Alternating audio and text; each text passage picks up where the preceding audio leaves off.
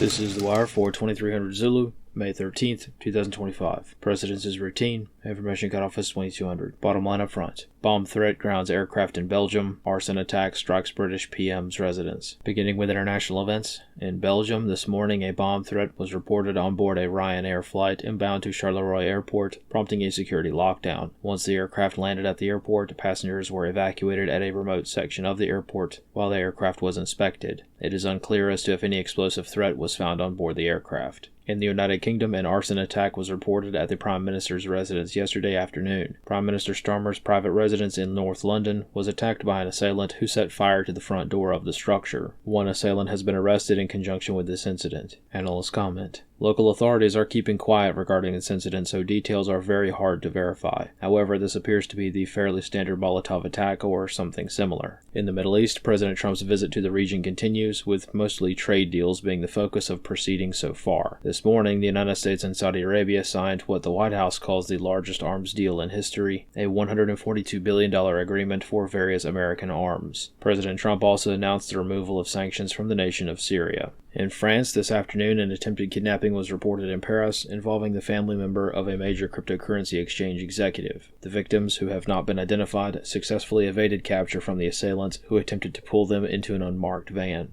On the home front, in Maryland, a multi-alarm fire was reported at a vacant mattress warehouse in West Baltimore overnight.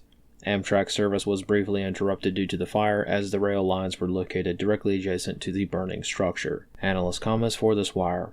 The kidnapping of crypto executives has become a rather common occurrence throughout Europe over the past few years, as the cryptocurrency world becomes much more high profile. Several CEOs of crypto exchanges have been robbed or kidnapped and held for ransom in very sophisticated heists over the past few months alone. Back in January, a family member of a crypto exchange executive was kidnapped in Paris as well, and his amputated finger sent to police. This individual was finally rescued on May 5th by counterterrorism forces. Now, roughly a week later, another high-profile kidnapping was attempted in the same exact city. Black bag street kidnappings appear to be the main vector for the kidnapping ring, which also bears the hallmarks of a more substantial organized crime syndicate. Either way, most of the crypto executives that have been involved in these cases have demonstrated rather poor personal security or PERSEC and have been known to present significant vulnerabilities via posts on social media. This concludes The Wire for 2300 Zulu, May 13th, 2025.